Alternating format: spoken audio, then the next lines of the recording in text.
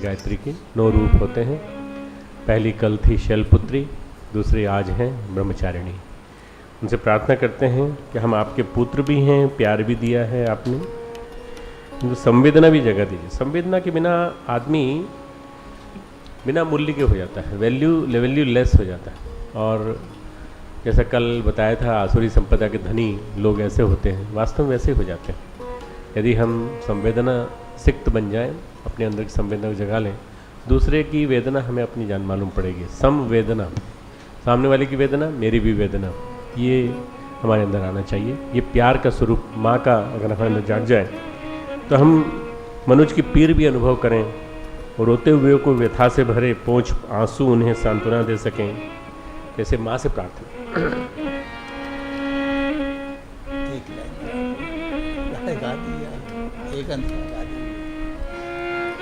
आपके पूत हैं, प्यार भी है दिया, किंतु संवेदना भी जगा दीजिए।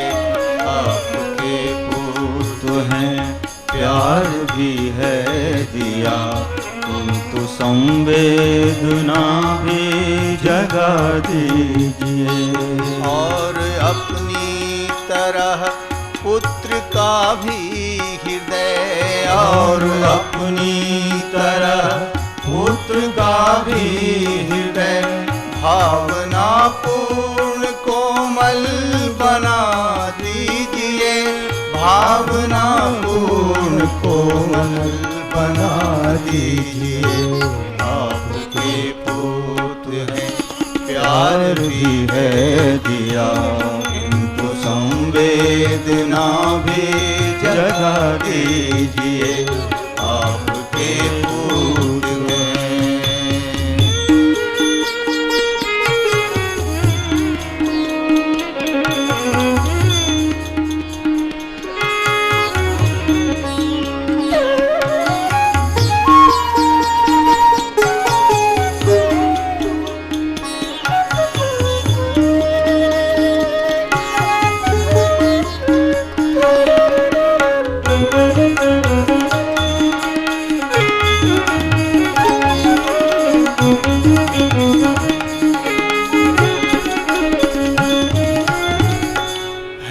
मनुज तो मनुज पीर अनुभव करें, देख रोते हुओं को व्यथा से भरे हैं। मनुज तो मनुज पीर अनुभव करे, देख रोते हुओं को व्यथा से भरे।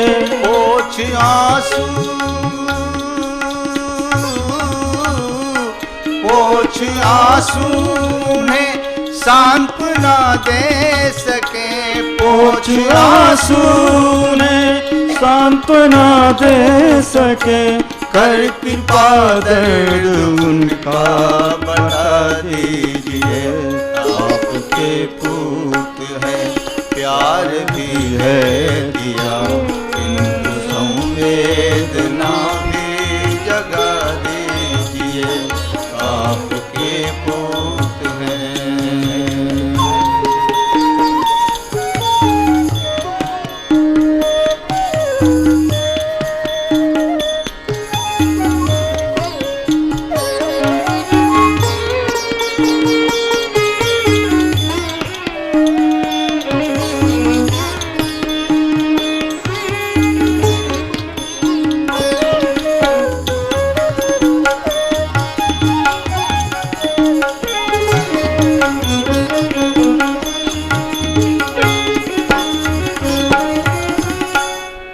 समर्पण करें आपको इस तरह, भाव में भाव होते विलय जिस तरह।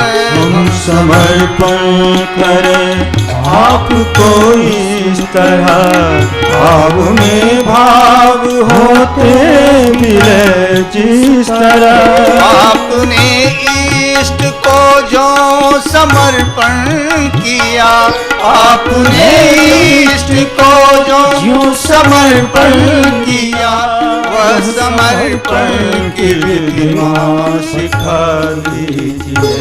आपके पुत्र हैं, प्यार भी है दिया, किंतु संवेदना भी जगा दीजिए। आपके पुत्र हैं।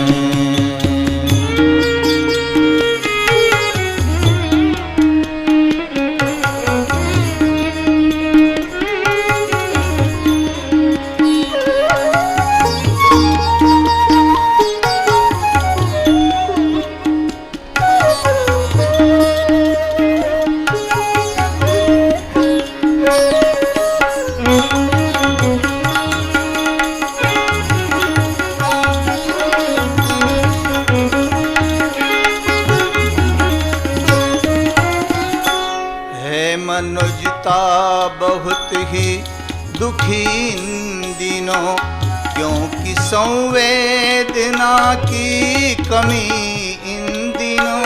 है मनुजता बहुत ही दुखी इन दिनों, क्योंकि संवेदना की कमी इन दिनों। भाव की संपदा,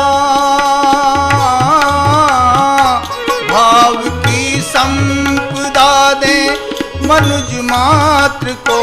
भाव की संपदा दे मनुज मात्र को। माँ अभावों की पीड़ा मिटा दीजिए।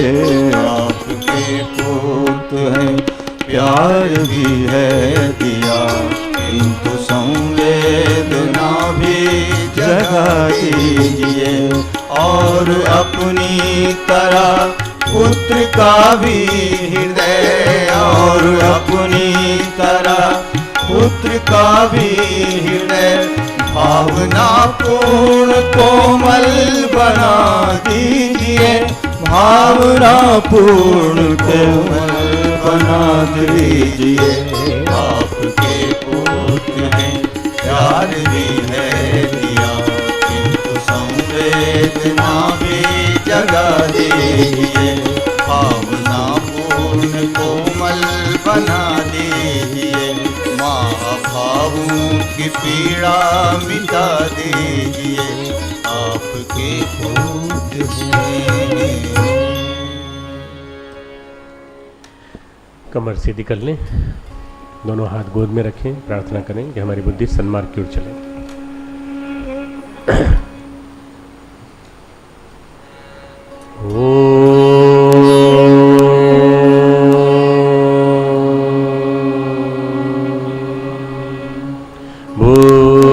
भूर्भुवः स्वः तत्सवितुर्वरेण्यं भर्गो देवस्य धीमहि धियो यो नः प्रचोदयात्। ॐ गुरुर्ब्रह्मा गुरुर्विष्णु गुरुरेव महेश्वरः गुरुः साक्षात् परब्रह्म तस्मै श्री गुरुवे नमः। अखण्डमण्डलाकारं व्याप्तं येन चराचरं तत्पदं दर्शितं येन तस्मै श्री गुरुवे नमः। मातृवत् लालयित्री च पितृवत् मार्गदर्शिका नमोस्तु गुरुसत्तायै श्रद्धा प्रज्ञायुता च श्रद्धा प्रज्ञायुता। हमारे बीच में बैठे हुए सभी हमारे प्यारे प्यारे बच्चों, सभी आचार्यगण, आचार्य बहनों, नवरात्रि का दूसरा दिन और थोड़ा सा पिछले 1 महीने से जब मैं यात्रा में कंटिन्यूस चल रहा हूँ, बहुत बार बार बाहर जाना पड़ रहा है। लौट के आता हूँ तो बहुत सारे काम मुझे करने को रखे मिलते हैं, तो मैं जल्दी जल्दी कर रहा हूँ, उसी चक्कर में कल मैं जल्दी क्लास ली, बहुत फास्ट क्लास ली। हो सकता है तुम लोगों को कई चीज़ें ऊपर से निकल गई होंगी, हो सकता है साइड से निकल गई होंगी। तो ऐसे में आज हम लोग बहुत आराम से बात सुनेंगे। अब परसों से क्लास को 4:30 से 6 करने का मन है, क्योंकि परसों हमारा शाम को ऑडिटोरियम फाइनल होना है यहाँ का। तो परसों 4:30 से 6 कर देंगे, तो फिर 5 दिन 4:30 से 6, 3 दिन 6, 6:30 से 10, और परसों से यानी 1 तारीख से, अक्टूबर महीने की 1 तारीख से।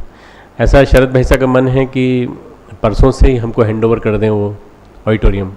तो पहली क्लास वो चाहते हैं गीता की वहाँ पे 1 तारीख को। तो तुम्हारी मर्जी है कि वहाँ करें? ठीक, तैयारी कर देंगे। एक बात बच्चों ने लिखी है कि लाइफ मैनेजमेंट का डिसर्टेशन जो उनका कोर्स वर्क है वो शायद पूरा नहीं हो पाया है, तो वो 10 अक्टूबर तक जमा कर सकते हैं। ठीक है बच्चों, हाँ आप खुशी कम बस। ये जो 9 दुर्गाएं हैं, 9 दुर्गाओं का बड़ा महत्व है। नवरात्रि यानी नवरात्रि दुर्गा, नवरात्रि में रात्रि में साधना की जाती है, इसलिए इसको नवरात्रि कहा जाता है। नवरात्रि बड़ी महत्वपूर्ण होती हैं। रात्रि में ही असुर आक्रमण करते हैं, तो दुर्गा उनसे हमें बचाने में मदद करती है। नवरात्रि किस लिए विशेष है? ये पर्व हैं, विशेष घड़ियां हैं। अलग अलग ग्रह योगों में धरती का और सूक्ष्म लोकों का संपर्क संभव होता है। ऐसी स्थिति में ये जो 9 दिन हैं, इन 9 दिनों में विभिन्न ग्रहों से, विभिन्न सूक्ष्म जगत के देवी देवताओं से हमारा संपर्क हो सकता है। इसीलिए ये 9 दिन बड़े पवित्र माने गए। इसीलिए 9 दिनों में विशेष रूप से कहा जाता है कि आहार पे ध्यान रखो, विहार पे ध्यान रखो, चिंतन सही रखो, और जहाँ तक हो सके अपने खान पान को भी नियमित रखें, व्यवस्थित रखें। कई बार लोग खान पान में जल उपवास करने लगते हैं, कई बार बहुत ज़्यादा पौष्टिक, बहुत ज़्यादा हाई कोलेस्ट्रॉल वाला फूड, कहने को तो नाम उसका फलाहारी है, पर वो खा लेते हैं। तो उसमें क्या होता है, जैसे मूंगफली है, कुट्टू है, मैं इन सब चीज़ों के पक्ष में नहीं हूँ। कुट्टू की पकौड़ी खाएंगे, कुट्टू की कचौड़ी खाएंगे, कुट्टू की पूरी खाएंगे। और मित्रों, ये सब जो भोजन है, ये सारा आहार हाई कोलेस्ट्रॉल फूड है। दूसरा बहुत हैवी है, तो इससे कितने पवित्र होंगे विचार मुझे मालूम नहीं, पर सारा शरीर अपवित्र हो जाएगा। मन संस्थान होगा कि नहीं, पर ये बड़ा गड़बड़ा जाएगा। इसलिए अगर खाना भी है ना, तो सब्जी खाओ खूब प्रेम से, जितनी भी है। अगर रसेले सब्जी है तो वैसे भी सब्जी खाओ। और तुम लोग चाहो तो रोटी, गुरुदेव ने कहा एक चीज़ खाने की, एक चीज़ लगाने की, रोटी और सब्जी, रोटी और दाल। छत्तीसगढ़ में चावल और सब्जी खाते हैं मिला के, चावल सब्जी दोनों में मिला लेते हैं और खा लेते हैं। तो कोई भी 2 चीज़ का उपयोग करो, सीमा बंधन बना लो और 2 चीज़ों में से एक का उपयोग करो। और जितना खाते थे उससे 3/4 खाओ, पूरा मत खाओ।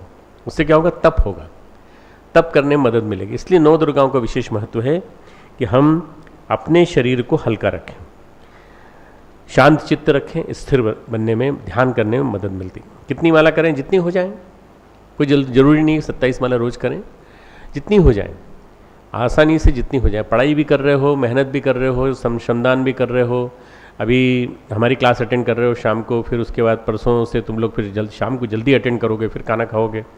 तो क्या करें? सुबह शाम दोनों समय खाओ, खूब भरपेट खाओ। यंग एज है, अभी बड़ी दिक्कत है कि ऐसे में तुम्हारी एनर्जी लेवल कम हो जाएंगे, किसी को चक्कर आ जाएंगे, किसी को तकलीफ़ हो सकती है, परेशानी हो सकती है, कोई बीमारी उभर के आ सकती है।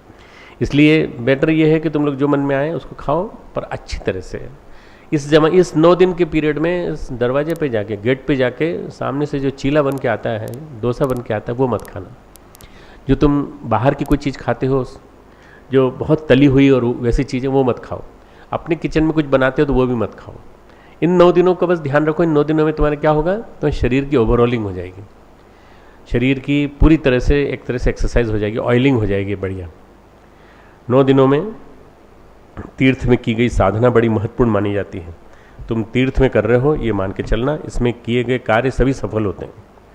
साल में 2 बार प्रकट नवरात्रि आती है, 2 बार गुप्त नवरात्रि आती है। कल ये नहीं बता पाए थे। प्रकट नवरात्रि जो है ये 2 हैं, चैत्र की और अश्विन की नवरात्रि। इस समय संसार शक्ति से संचालित होता है पूरा इन 9 दिनों में, इन 9 रात्रियों में। इसका मतलब ये नहीं कि 10वें दिन जो है बिल्कुल भोगवाद और प्रधान हो जाए चिंतन। जितना ज़्यादा हम लोग रख सके अपने आप को भगवान के नज़दीक, उतना रखने की कोशिश करना चाहिए।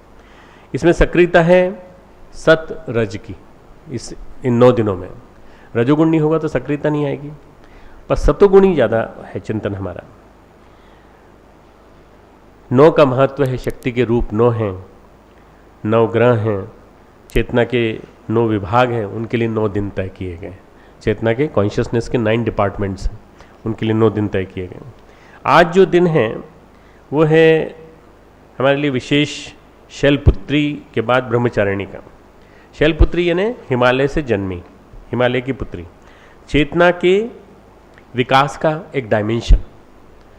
चेतना जब विकसित होती है तो पत्थर से अंकुरित होती है, प्रस्फुटित होती है।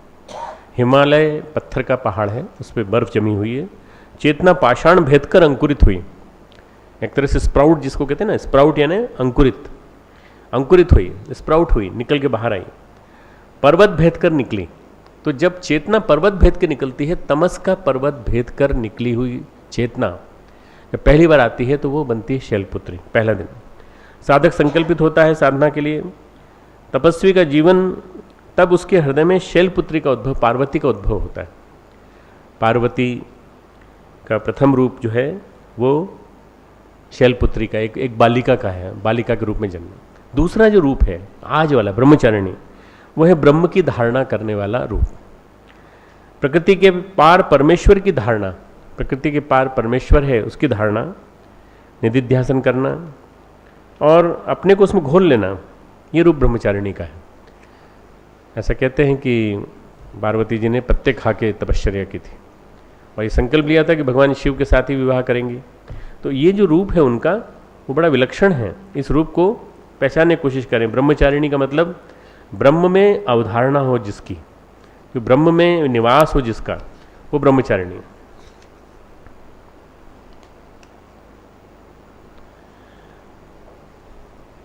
आज दूसरा दिन है, दूसरे दिन की ये बात। कल हम चलेंगे चंद्र घंटा, नाद, प्रथम नाद जब प्रस्फुटित होता है वो। आज की बात पहले चालू करते हैं। देवी और आसुरी का मतलब समझ में आ गया कि नहीं तुम लोगों को? ऐसा तो नहीं जल्दी जल्दी नहीं समझ में आया। देवी आसुरी जो हैं, अच्छा इंसान कौन, बुरा इंसान कौन। इंसान के 2 क्लासिफिकेशन हैं। अच्छा इंसान, अच्छाई की ओर बढ़ रहा है इंसान, असुरता है थोड़ी सी पर बढ़ रहा है इंसान। रजोगुण सक्रिय है पर तमोगुण थोड़ा सा है। सत्वगुण बढ़ता है, बढ़ने की तरफ जा रहा है।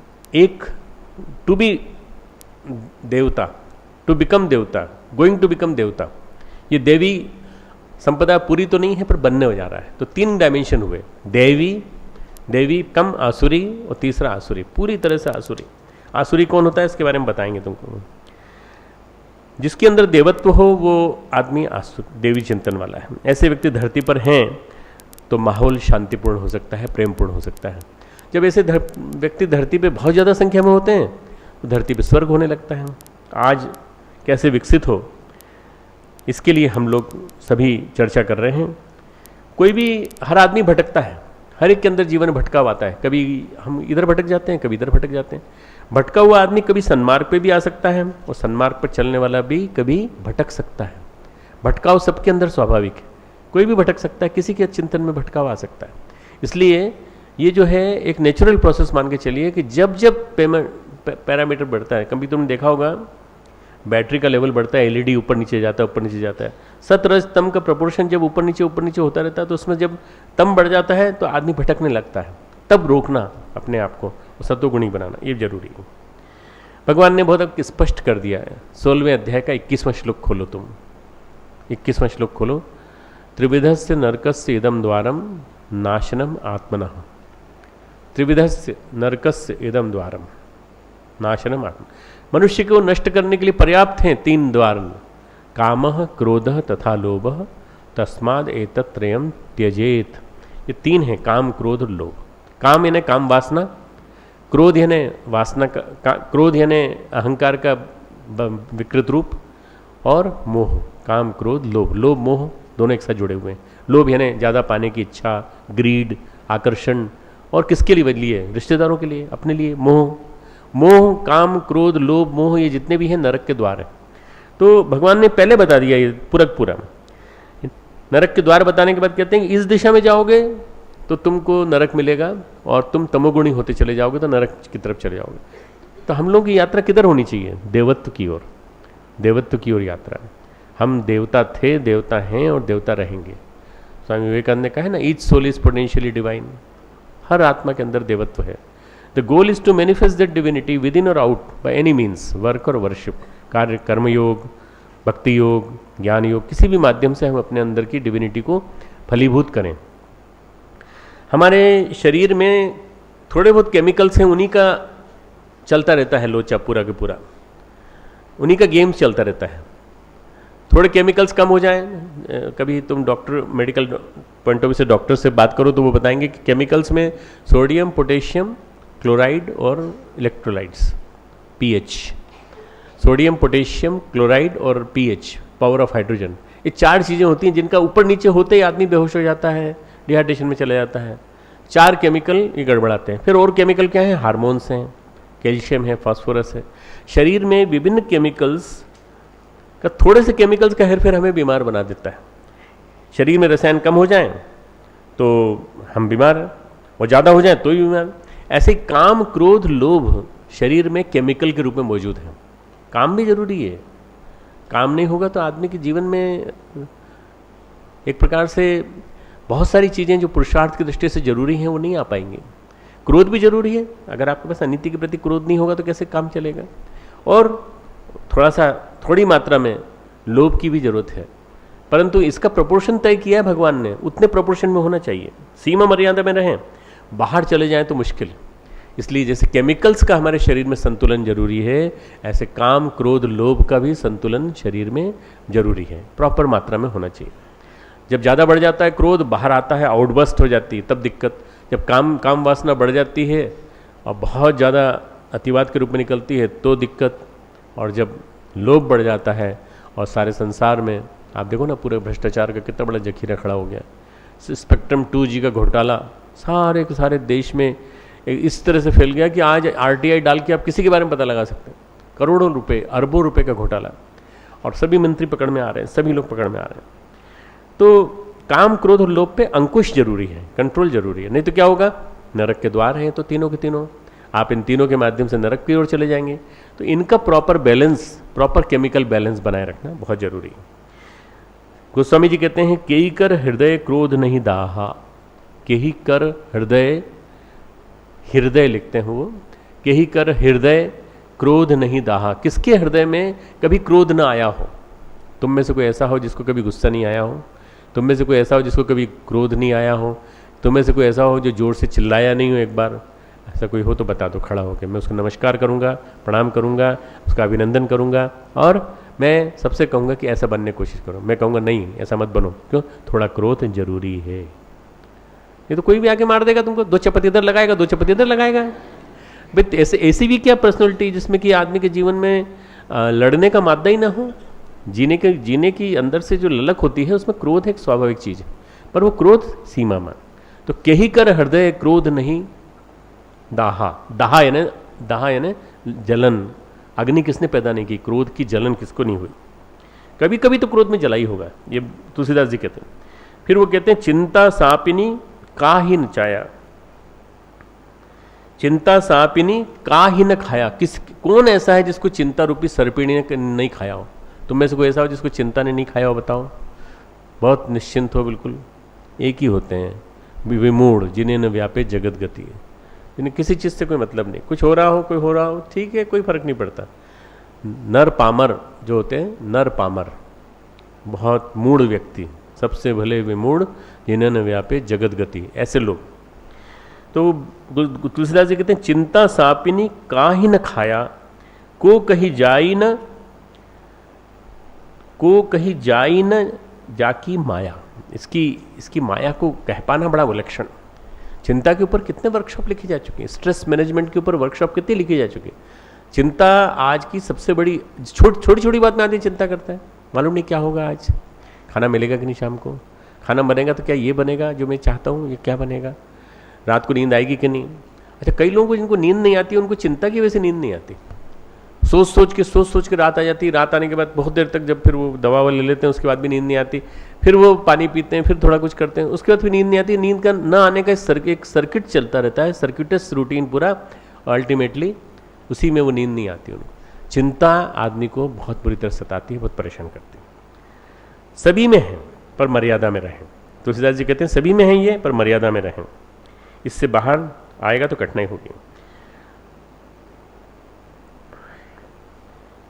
ये गड़बड़ कब होती है? जब हम जीवन के नियमों के प्रति आस्था तोड़ देते हैं। जीवन के नियमों को में विश्वास हमें होना चाहिए, जीवन मूल्य बनाए रखना और जीवन के नियमों के प्रति आस्था। ज्ञानी वो हैं जो जीवन के नियमों को समझते हैं, ज्ञानी वो हैं जो जीवन के नियमों को समझते हैं और उसके अनुसार अपनी जीवनचर्या चलाते हैं। परम पूज्य गुरुदेव ने एक वाक्य कहा है, जीवन प्रत्यक्ष देवता है, जीवन प्रत्यक्ष देवता है, देता है, जो उसकी साधना करता है उसको देता है, स्वतः देता रहता है, वो जीता है। और गुरुदेव ने कहा इस जीवन देवता का एक सिद्धांत है जो हमेशा याद रखना, बोर कांटों का सिद्धांत, बोर कांटों का सिद्धांत। सत्कर्म सद्भाव बोओगे तो लौट के आएगा, दुष्कर्म बोओगे तो लौट के आएगा, बैर बोओगे तो लौट के आएगा, आपके प्रति बैर पैदा होगा। जो भी कुछ बोओगे इस संसार में वो लौट के वापस आपके पास आएगा, किसी और के पास नहीं जाएगा, आपके पास आएगा। बुरा कोई करता है तो उसका कर्म उसके साथ है, उसके बारे में चिंता नहीं करनी चाहिए, उसको समझाने का प्रयास करना चाहिए। नहीं माने तो कोई बात नहीं, भुगतना उसे ही पड़ेगा। जो भी कोई संसार में नियम है, जीव सृष्टि के प्रकृति के शाश्वत नियम हैं, जीवन व्यवहार के कुछ नियम हैं, उनका पालन जो नहीं करेगा उसके साथ गड़बड़ी होगी, उसको पालन करना पड़ेगा। वृंदावन की एक कहानी सुनाता हूँ। विजय कृष्ण गोस्वामी जी वृंदावन में रहते थे, बांके बिहारी मंदिर में। विजय कृष्ण गोस्वामी बहुत अच्छे, बहुत पुराने, 200-250 साल पुराने बड़े सिद्ध पुरुष रहे हैं। इन्हीं के एक शिष्य थे जो बाद में गोपीनाथ कविराज के गुरु बने। हाँ, 200-250 साल पुराने हैं विजय कृष्ण गोस्वामी जी। वृंदावन में थे। उस जमाने में अधेला चलता था। अधेला जानते हो क्या होता है? आप जानते हैं? ढेला यानी सिक्का, ढेला यानी एक आने का एक चौथाई, एक बड़ा 6 हिस्सा, उसका आधा। आप कल्पना करो कि आधा पैसा भी चलता था, आधा पैसा, 1 पैसे 6 पैसे का 1 आना 6 आना। उस जमाने में गाना आया था, जब बदला जमाना बाबू बदला जमाना, 6 नए पैसे का पुराना 1 आना बाबू बदला जमाना। तो उसके 1 आने के जो भाग थे वो पैसे थे, छोटे छोटे सिक्के होते थे, छोटे छोटे सिक्के हुआ करते थे। और आधे पैसे में करीब करीब एक पाव पेड़े आ जाते थे उस जमाने में। आधे पैसे में 1 पाव पेड़े, मतलब अधेला जो है उन्होंने दिया, बोले जा पेड़े लेके आ जा। शिष्य से कहा, शिष्य ने कहा भाई आधे पैसे का पेड़ा दे दो। अब वो किसी बड़े आदमी की मिठाई तुलवा रहा था, तो उसने कहा आधे पैसे का भी कोई पेड़ा मिलता है? आधे पैसे का कोई पेड़ा मिलता है? जा भाग जा यहाँ से, भाग जा। तो उसने क्या किया, पैसा नाली में फेंक दिया। वो नाली में से लाया, उसने धोया, फिर कहा भाई दे दो, गुरुजी ने मंगाया, दे दो। तो उसने कहा कि हमें नहीं खाना है, हम प्रसाद के लिए ले जाना चाह रहे हैं, आप दे दो। 1 बार फेंका, दूसरी बार फेंका, तीसरी बार फेंका, 10वीं बार भी फेंक दिया उसने। तो क्यों बार बार आते? फिर नौकरों से कहा इसको मार के भगाओ, पीटो इसको। आधे पैसे का, अधेले का पेड़ा मांग रहा है, ढेर सारा पैसा पेड़ा मांग रहा है। गुस्से में था दुकानदार। गोस्वामी जी के पास गया, गोस्वामी जी से कहा कि वो तो उसने नहीं दिया हमको। बोले तुमने ये बताओ, तुमने उससे डांटा, तुमने उसे मारा, तुमने उसे गाली दी? बोले नहीं महाराज, हम तो 10 बार डांट खाते रहे उसी की, वही हमको डांटता रहा बुरी तरह से, बार बार पैसा लौटाता रहा। बोले क्यों नहीं दी? अगर तुम गाली दे देते तो उसकी दुकान बच जाती। तुमने गाली सुनी, उसकी डांट सुनी, उसका कारण क्या हुआ उसको मालूम है? उसकी दुकान में भट्टी में आग लग गई, उसकी पूरी दुकान जल के राख हो गई। ये है दैवी संपत्ति का चमत्कार। उस आदमी ने क्रोध में कुछ नहीं कहा, उस आदमी ने 10 बार पैसा सिक्का फेंका तो उठा के जेब में रख लिया बार बार। फिर दिया, भी दे दो, नहीं मान। बोले अगर तुम गाली दे देते, वो गाली सुनना उसका स्वभाव है, वो विनती सुनने का उसका स्वभाव नहीं है। उसका सुना तो एक बात डांट के कहते देता है कि नहीं, बस तुरंत दे देता हूँ, इतने ही कह देते। अब देखो उसकी दुकान में आग लग गई, और आग लगने से बुरा भला कह देते तो आग नहीं लगती। भगवान कभी अपने शिष्यों का भला बुरा सहन नहीं कर सकते। भगवान तुम्हारे शिष्य तुम्हारा भला बुरा सहन नहीं कर पाए, इसलिए उन्होंने आग लगा दी वहाँ पर। अब आता ही होगा, इतने में दौड़ा दौड़ा आया और वो ढेर सारे पेड़े लेके आया। महाराज आप सिद्ध पुरुष हैं, आप पहुँचे हुए आदमी हैं, आपको मैं पहचान नहीं पाया, मेरे से बड़ी गलती हो गई। वृंदावन में मैं दुकान खोले तो बहुत दिन हो गए, पर आप अभी अभी आए इसलिए आपको पहचान नहीं पाया। आप कृपा करके और ढेर सारे पेड़े ले लीजिए, पर दुकान को बचाइए जलने से। भविष्य की गारंटी दे दीजिए कि भविष्य में कभी दुकान नहीं जलेगी। आप कहें तो रोज़ सवेरे आधा किलो नहीं, आधा सेर नहीं, 2 सेर 4 सेर पेड़े रोज पहुंचा दिया करूंगा, पर आग नहीं लगनी चाहिए। जीवन के कुछ नियम हैं, जीवन के कुछ नियम हैं। उन नियमों को जो तोड़ता है उसके साथ फिर वैसे ही होता है। जो जैसा करेगा सो, जो जैसा करें सो तस फल चाखा। जो जैसा करेगा वैसे ही फल उसको चखने को मिलेगा।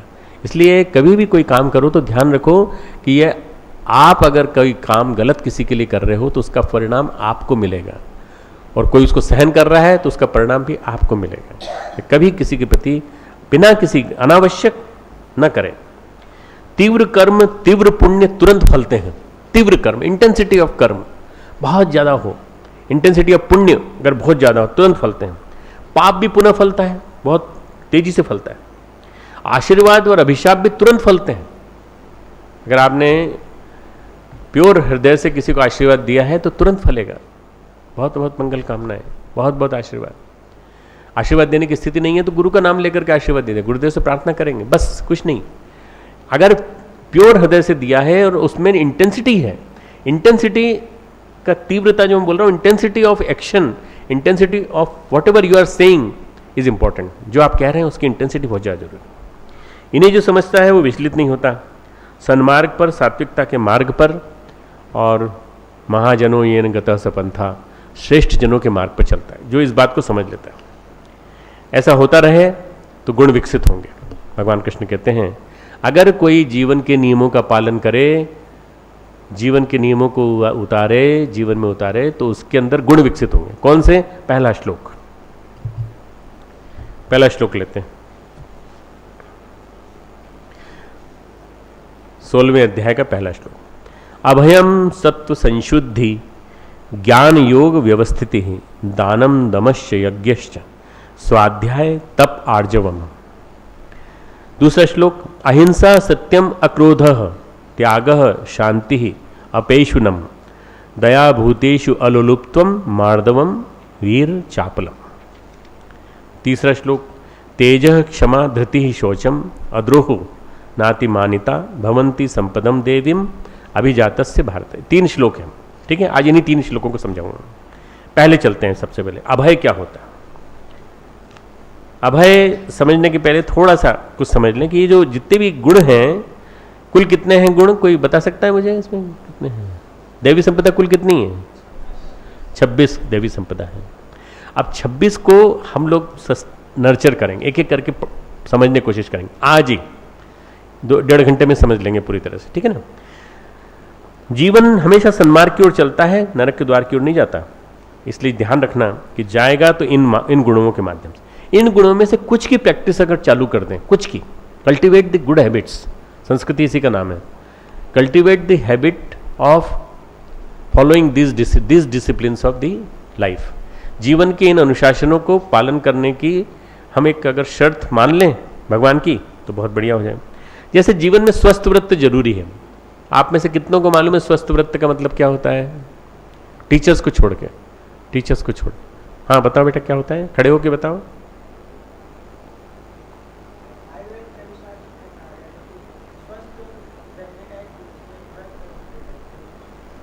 जैसे मौसम चल रहा है ये, तो ये मौसम स्वस्थ व्रत के हिसाब से ही चले माना जाएगा ना। मौसम परिवर्तन आने वाला है, ऋतुचर्या, दिनचर्या, रात्रिचर्या, ये स्वस्थ व्रत में आता है। तो जैसे मौसम जो है वो पूरा के पूरा हमारा, उसके अनुसार हमारा शरीर संतुलित होता है। पर्यावरण का हमारे पर बहुत बड़ा प्रभाव है। तो ऋतु अनुकूल दिनचर्या जैसे जरूरी है, वैसे ही आचरण अनुकूल दिनचर्या भी जरूरी है। आचरण हमारा वैसा है कि नहीं, हर पल ध्यान रखकर काम करना है। हर पल जो हम आचरण कर रहे हैं उसका प्रभाव हमारे ऊपर पड़ रहा है। जो हम आचरण कर रहे हैं उसका प्रभाव हमारे रोजमर्रा के व्यवहार पे पड़ रहा है। प्रकृति के साथ साहचर्य इसीलिए बहुत अनिवार्य है। प्रकृति के साथ साहचर्य, साथ चलना इसलिए बहुत जरूरी है। कर्म करते जाओगे तो परिणाम वैसा ही मिलेगा। तप से, पुण्य से शक्ति आती है, पर जो मन में आए वो नहीं कर सकते। तप से, पुण्य से शक्ति आती है, देवी संपदाओं के पालन से शक्ति आती है, पर जो मन में आए वो नहीं कर सकते। यहां तक कि भगवान भी नहीं कर सकता। भगवान भी एग्जेम्प्टेड नहीं है। अगर आपको ये लगता है कि तप करने से, पुण्य को संपादन करने से हमारे अंदर शक्ति आ गई, हम जो मन में आए वो कर सकते हैं, तो आप नहीं कर सकते। एक कहानी सुनो। विष्णु भगवान दैत्यों के दुश्मन थे, आपको मालूम है। दैत्यों के उपद्रवों को देख रहे थे। देवता उनके पास गए, उन्होंने कहा महाराज दैत्य लोग हमारी जितनी देवी संपदा है उस सबको उजाड़ते रहते हैं, सब कुछ गड़बड़ करते रहते हैं, हमारे भक्तों को भी परेशान करते हैं। देवता उनके पास गए तो दैत्यों के पीछे भागे। दैत्य भृगु ऋषि के आश्रम में छिप गए।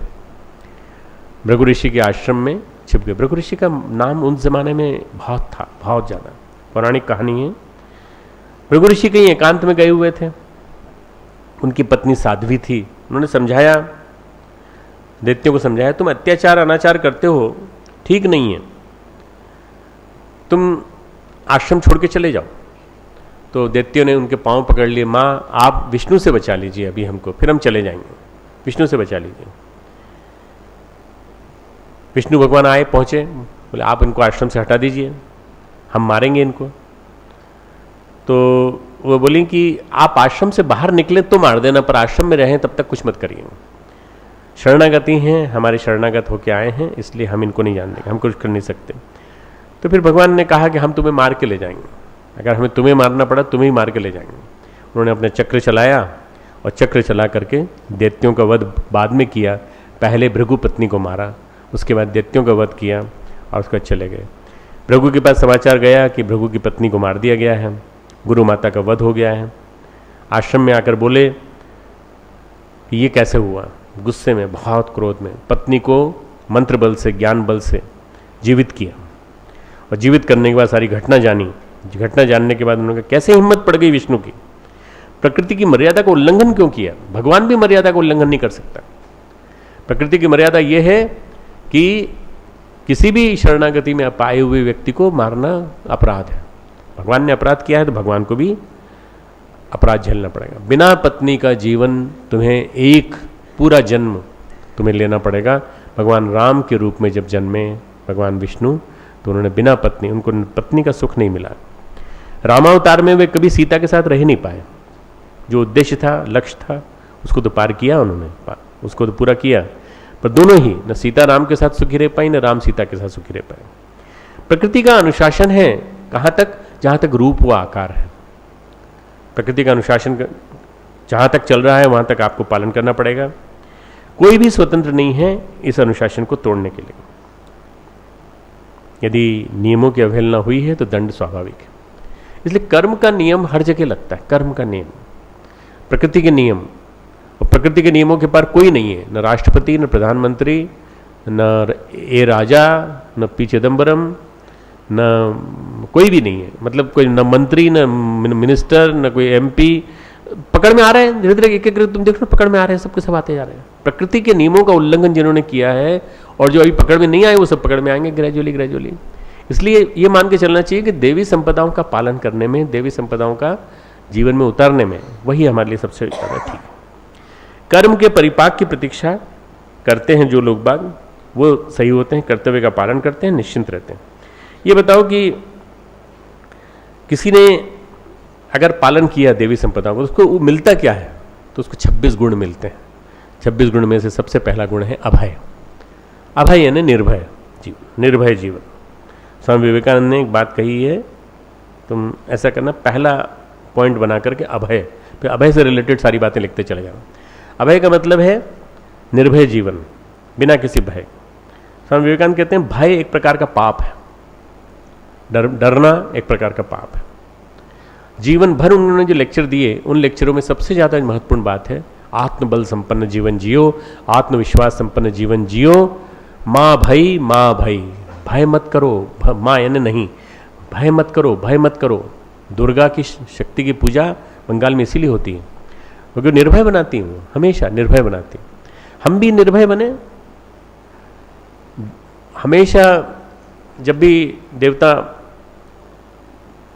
असुरों के द्वारा तंग होते हैं, बार बार परेशान किए जाते हैं, तो माँ के पास जाते हैं, दुर्गा के पास जाते हैं। दुर्गा कहते बलम उपास्य, बल की उपासना करो, बल की उपासना करो। बल आएगा तो अभय आएगा, फिर किसी से डरने की बात नहीं होगी। शारीरिक बल, मानसिक बल, आध्यात्मिक बल, ब्रह्म बल अपने आप ऊपर से आएगा। और बल की उपासना करने से क्या मिलेगा? अभय। सन्मार्ग पर चलते समय निर्भयता होनी चाहिए, गलत मार्ग पर चलने में डर लगना चाहिए। गलत मार्ग पर चल रहे हैं, डर लगना चाहिए, भाई क्यों कर रहे हैं, इसको नहीं करो, गलत काम। कर्तव्य का पालन कर रहे हैं तो निश्चिंत हो जाता है आदमी कि मैं कर्तव्य का पालन कर रहा हूं। मंसूर, ईसा और सरमत तीनों को फांसी लगी। तीनों को फांसी लगी कि नहीं बताओ? तीनों को सूली पे चढ़ना पड़ा, पर कोई भी डरा नहीं, बिना डरे ये लोग फांसी पे चढ़ गए। किसी भी स्थिति में परिणाम तो आएंगे ही। परिणाम आया और जिन्होंने फांसी पे चढ़ाया वो लोग बिना विनाश को प्राप्त हुए। ईसा के जाने के बाद ईसाई धर्म प्रस्फुटित हुआ, खड़ा हुआ, और 200 साल बाद, 300 साल बाद सेंट पॉल आए, उन्होंने ईसाई धर्म को आगे बढ़ाया। परिणाम व्यापक रूप में आते हैं। एक ऋषि थे, मुदगल ऋषि, तपस्या करते थे बड़े धैर्यपूर्वक।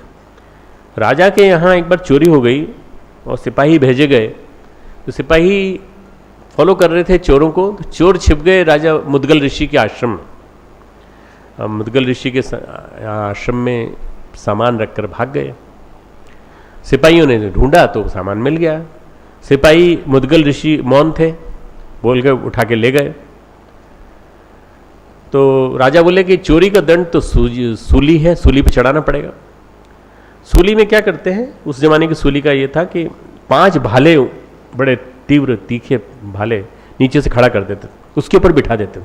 भाले अंदर छेद करते जाते थे और शरीर नीचे उतरता चला जाता था, मृत्यु अपने आप हो जाती थी। धीरे धीरे पियर्स करता चले गए भाले। कष्ट में भी मौन रहे, कुछ नहीं बोले। असली चोर उधर पकड़े गए। ये असली चोर जो थे, उन्होंने कहा अजीब आदमी है, मौन व्रत पूरा हो गया, वो तुम्हारी गलती नहीं है। मुदगल ऋषि बोले तुम्हारी गलती नहीं है, हमें तुमसे कोई शिकायत भी नहीं है, तुमने अपना काम किया, धर्मराज की व्यवस्था से हम निपटेंगे। धर्मराज ने हमारे साथ ये अपराध क्यों किया?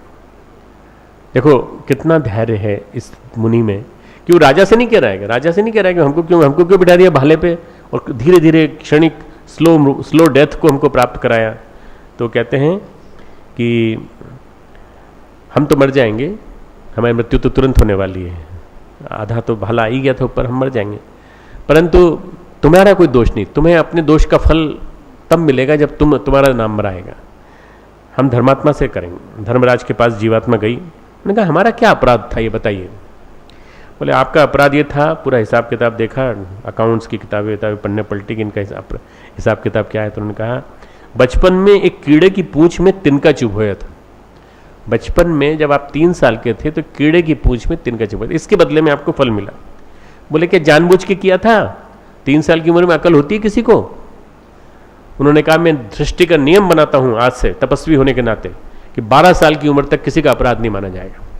तो मुदगल ऋषि ने, आत्मा है, आत्मा बोल रही है उनकी, मुदगल ऋषि, उन्होंने कहा मैं मर्यादा निश्चित करता हूं, 12 वर्ष की आयु तक किसी को भी दंड नहीं मिलेगा। 12 वर्ष की आयु निष्पाप मानी जाती है, भगवान का निवास माना जाता है।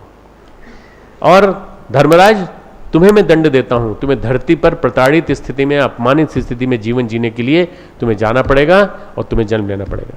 युधिष्ठिर जानते हो ना, यही थे धर्मराज। इन्हीं धर्मराज की मुदगल ऋषि के द्वारा श्राप मिलने के कारण इन धरती पर आए थे।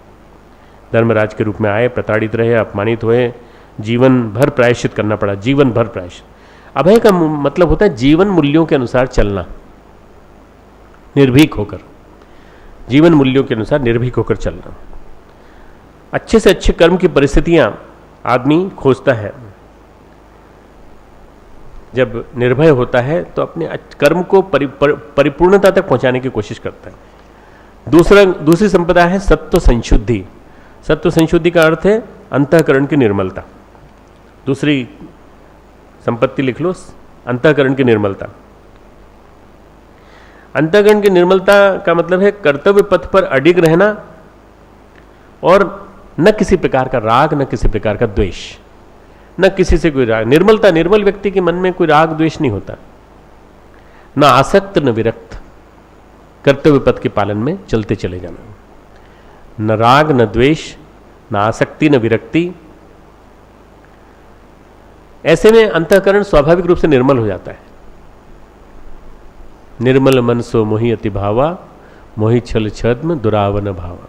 भगवान कहते हैं मुझे निर्मल मन, निर्मल अंतःकरण बहुत पसंद है। प्रकृति के गुणों के अनुसार सभी आचरण कर रहे हैं, वृत्तियां प्रकृति के गुण मिलकर के सब काम कर रहे हैं पूरा पूरा। सतोगुणी आदमी से दुष्कर्म हो ही नहीं सकता, क्योंकि सतोगुण का निर्मल हृदय है, अंतःकरण निर्मल है। रजोगुणी चंचल है और तमोगुणी चिल्लाता रहता है, गालियां देता रहता है, दूसरे को दोष देता रहता है।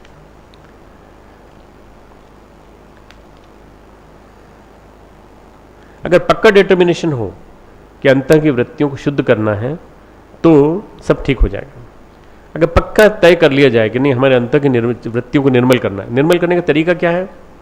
वृत्तियों को निर्मल करने का तरीका यह है कि भगवान में अनुरक्ति, आदर्शों में अनुरक्ति और जीवन में कोशिश करते चले जाना है। थोड़े थोड़े गुण हमारे अंदर भगवान के आते चले जाएं। पहला गुण अभय, दूसरा सत्व संशुद्धि, तीसरा है ज्ञान योग व्यवस्थिति है। भगवान कहते हैं कि ज्ञान योग में नियोजित कर देना अपने आप को, दृढ़ स्थिति हमेशा। ये विचार प्रवाह में एक अभिप्सा निरंतर परमेश्वर के लिए, विचार प्रवाह में, थॉट स्ट्रीम में निरंतरता, कंटिन्यूटी परमेश्वर के लिए। बार बार हमारा मन भटकता है, बार बार हमारा मन चंचल होता है, तो परमेश्वर के लिए हमारा विचार प्रवाह चलता रहे। परमेश्वर ने आदर्श, सद्गुण, सत्प्रवृत्तियां, इनके लिए चलता रहे। पर्सनालिटी ट्रेट देवी संपदा के भगवान यहां बता रहे हैं ना 26। ये क्या है? Personality factors. पीएफ सुना है ना तुमने? पीएफ साइकोलॉजी में होते हैं ना, पीएफ पर्सनालिटी फैक्टर्स। हमारी गीता के क्लासिफिकेशन के हिसाब से पर्सनालिटी फैक्टर 26 है, ये जिनकी हम बात कर रहे हैं। विचार प्रवाह में कंटिन्यूस एक अभिप्सा रहनी चाहिए, एक पुकार रहनी चाहिए, क्योंकि सात्विकता है। सात्विकता की पुकार, प्रभु के बताए हुए मार्ग पर चलने की पुकार। चौथा गुण है दान। दानम दमश्च यज्ञश्च।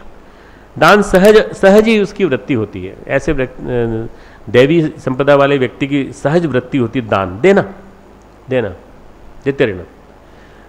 सूर्यकांत क्या नाम था? त्रिपाठी निराला, सूर्यकांत त्रिपाठी निराला। उनकी बहन, मुंह बोली बहन थी महादेव वर्मा। महादेव वर्मा उनके लिए दोशाला लेके आती थी हर ठंडक में, हर बार वो दान देते थे। मैंने कहा भैया इस बार लेके आई हूँ, बड़ा महंगा है, आप इसको पहनना, ठंडक बहुत है। बोले नहीं, तुमको छोड़ने चलता हूँ, पहन के चलता हूँ। ओढ़ के चले दोनों कवि, दोनों देखते चले। उनको रिक्शे में बिठाया, वो रवाना हुए, लौट के आए तो उनके दूसरे रास्ते चलते हैं। देखा एक बिल्कुल भिखारी ठंड में सिकुड़ रहा है बुरी तरह से। वो कह रहा है कि हे भगवान आज तो मृत्यु हो गई, ऐसा लगता है। इतनी कड़ी ठंडक थी, दिसंबर जनवरी का महीना। बस उन्होंने अपना दुशाला उतारा, उसको उड़ा दिया। अगले दिन महादेव वर्मा फिर मिली उनसे। बोले वो कहाँ गया, वो शॉल कहाँ गई, इतनी अच्छी शॉल जो दी थी मैंने? बोले वो दे दिया। दान सहज वृत्ति होती है, देने का सहज गुण, देने का गुण। बोल के नहीं, घोषणा करके नहीं, मेरी तरफ से 25,000 रुपया, मेरी तरफ से 31,000 रुपया, ये जो बोलते ना, ये लोग दान देने वाले नहीं है, ये नाम वाले हैं होते। दान वाले नहीं, नाम वाले नहीं बनना, हमको दान देने वाला, सहज रूप में देना। जो जल बाड़े नाव, घर में बाड़े दाम। जो जल बाड़े नाव, घर में बाड़े दाम। दोनों हाथ उलीचिए, यही सज्जन को काम। कबीरदास जी ने कहा है, दोनों हाथ उलीचिए, दोनों हाथ। सहस्त्र हस्तम संकिरा, शत हस्तम समाहर। 100 हाथों से कमाओ, 1000 हाथों से बांटो। 2 हाथ उलीचिए, ये सज्जन को काम। देना इसलिए जरूरी है कि विलासिता हमारा स्वभाव नहीं है।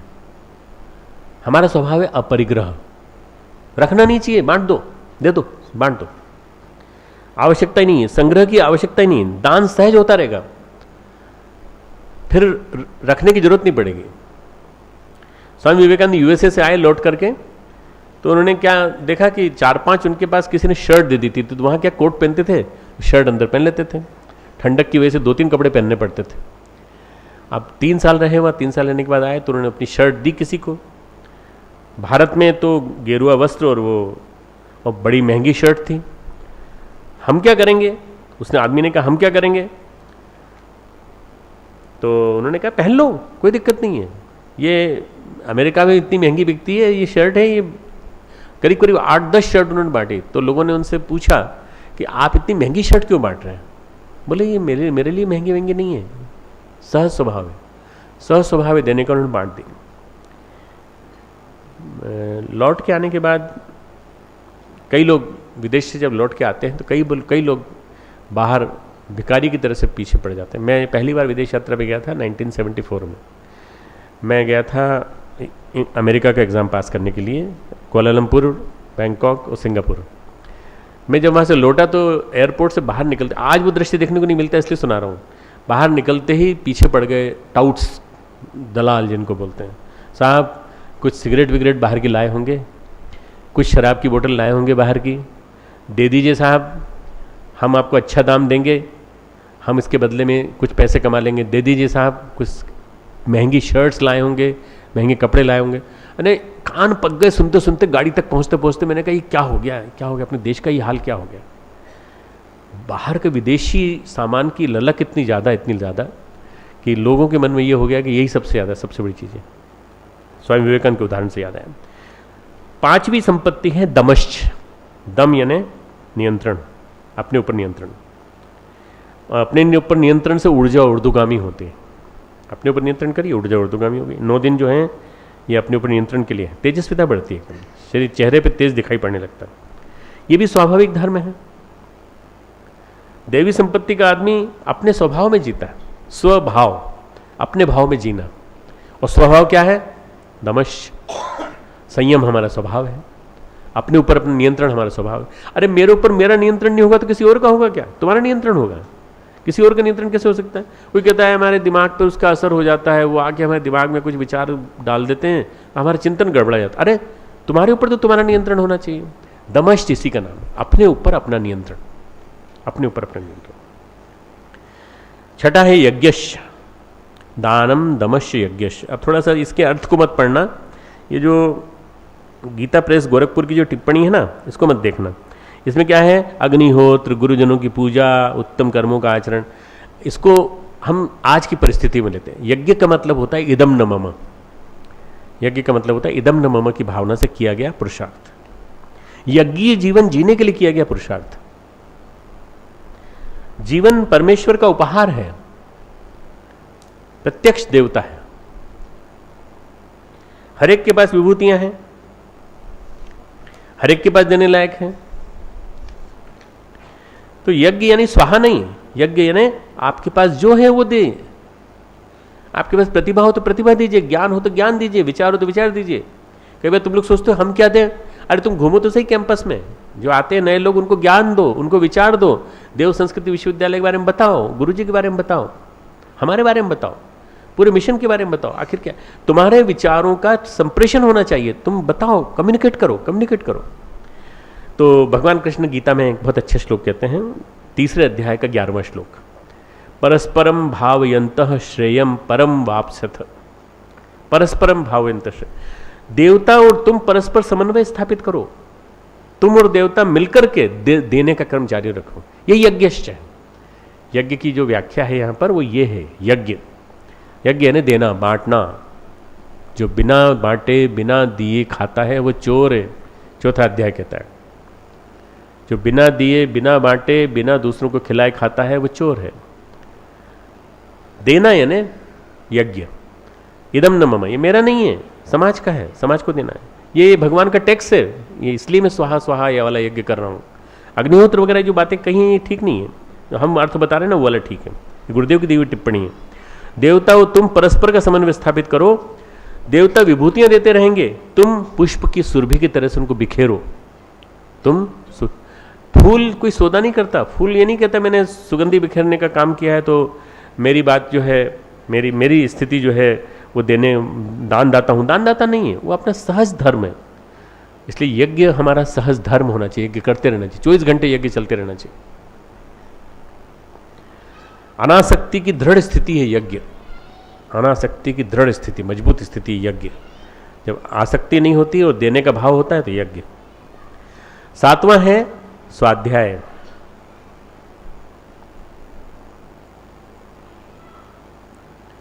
स्वाध्याय का अर्थ क्या होता है, कोई बताएगा? हाथ ऊंचा करके। स्वाध्याय, हाँ जोर से थोड़ा सा। स्व का अध्ययन, ये तो बहुत इजी है क्योंकि ये तो शब्दार्थ बोल दिया, इसका भावार्थ बोलो। है स्वयं को जानना, कैसे है?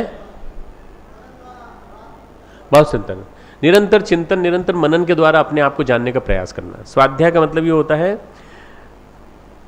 निरंतर चिंतन मनन करके अपने आप को जानने की कोशिश करना। मैं क्या हूं, मैं कैसे बदल सकता हूं, मैं कैसे इंप्रूव हो सकता हूं। बल्क में पढ़ना नहीं, बल्क में पढ़ना पीएचडी में साहब हम तो इतना पढ़ते हैं, इतनी 8-10 किताबें सामने रख के पढ़ते हैं। मैं जब अखंड ज्योति का मैटर निकालता हूं तो मैं भी 4-5-6 किताबें सामने रख के बैठता हूं, लिखता चला जाता हूं।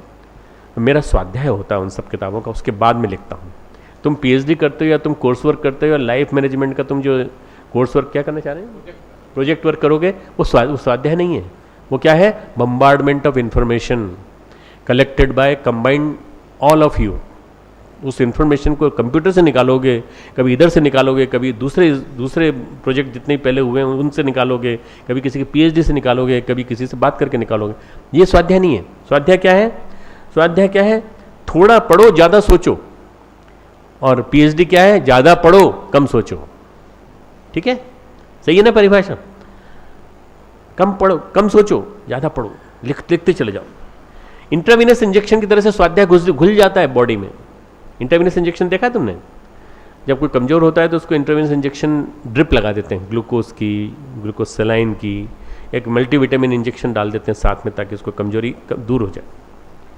स्वाध्याय इंट्रावीनस इंजेक्शन की तरह से रक्त में घुल जाता है। जो निरंतर सदचिंतन, जो निरंतर हमारे रोम रोम में कण कण में घुलनशील हो जाए, वो स्वाध्याय। सदचिंतन जो निरंतर हमारे अंदर जाके घुलनशील हो जाए, घुल जाए, ऐसा घुल जाए कि मिल जाए, पूरी तरह से आत्मसात हो जाए, वो स्वाध्याय है। स्वाध्याय की परिभाषा।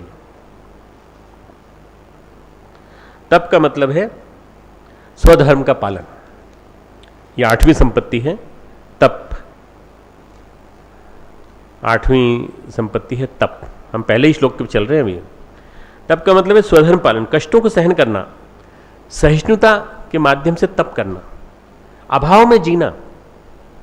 और अभाव में जीने वाला किसी शिकायत नहीं करता, मेरे पास बहुत कम साधन है, हे भगवान तूने मेरे साथ अत्याचार किया, तूने मुझे क्यों कम दिया, उस राजा को इतना सारा क्यों दे दिया। एक कहानी सुनाई थी ना तुमको पहले मैंने, कि एक आदमी ने श्री अरविंद वाली कहानी सुनाई थी तुमको, इन्हीं दिनों सुनाई थी मैंने। श्री अरविंद ने कहानी लिखी थी कि एक था वो गरीब गांव में, उसने शिकायत की भगवान से, भगवान आपने उसको 3 कोड़ी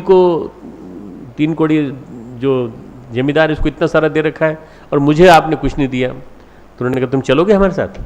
चलो, आपको तुमको नहीं देखेगा, हमें देखेगा, हमें भी नहीं देखेगा, तुम्हें भी नहीं देखेगा, हम उसको देख सकेंगे, हम दोनों मिलकर देख सकेंगे।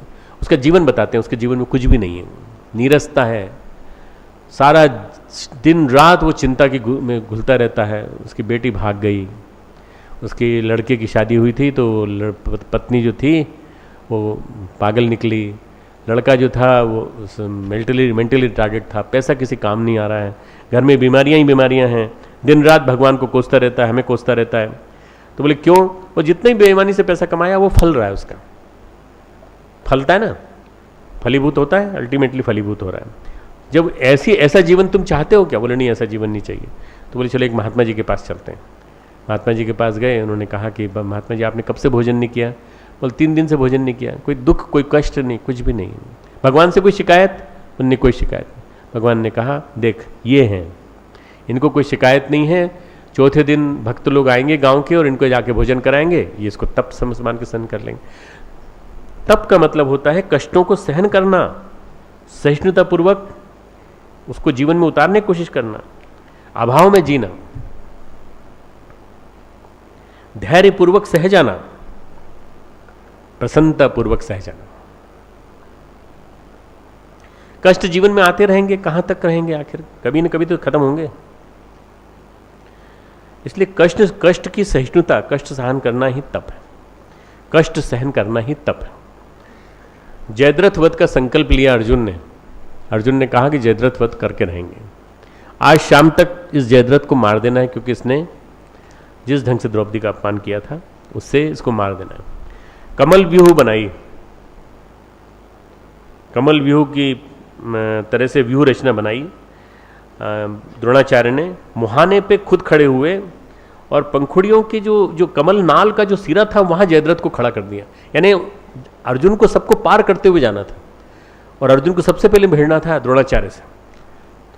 द्रोणाचार्य से युद्ध करते तो शाम हो जाती तो प्रतिज्ञा खत्म हो जाती, फिर अर्जुन को अपने आप को जलाना पड़ता। उसने 5 बाण मारे और 5 बाण मार के प्रणाम किया द्रोणाचार्य को। जब तक वो 5 बाण के प्रणाम स्वीकार करके आशीर्वाद देते तब तक वो अंदर घुस गया। न जाने कितने घाव लगे शरीर पर वो तुरंत युक्ति से गंतव्य तक पहुंच गया और कष्ट सहता रहा निरंतर कष्ट। ये बात अलग है कि बाद में उसको मारने के लिए कृष्ण का सहारा लेना पड़ा। खड़ेश्वरी बाबा हाथ खड़ा करके रहते हैं कुंभ में, तरह तरह की लौकिकताएं, तरह तरह की नौटंकियां होती हैं कुंभ में। ये बहुत बड़े तपस्वी, इन्होंने हाथ खड़ा कर रखा है। अरे मैं बेवकूफ़ है, नीचे कर लेता हाथ, क्या दिक्कत है? एक दिन खड़ा करना तो कर लिया, उसके बाद नीचे क्यों नहीं किया? बोले ऐसे 4-5 बार दिन खड़ा रह गया होगा तो उसके बाद लोगों ने पैसे डालना चालू कर दिया होगा। ये जो हठयोगी इस तरह के होते हैं ना, ये महाबेवकूफ़ होते हैं। इन लोगों ने सारे के सारे जितने भी चमत्कारों को एक झूठा स्वरूप दे दिया है।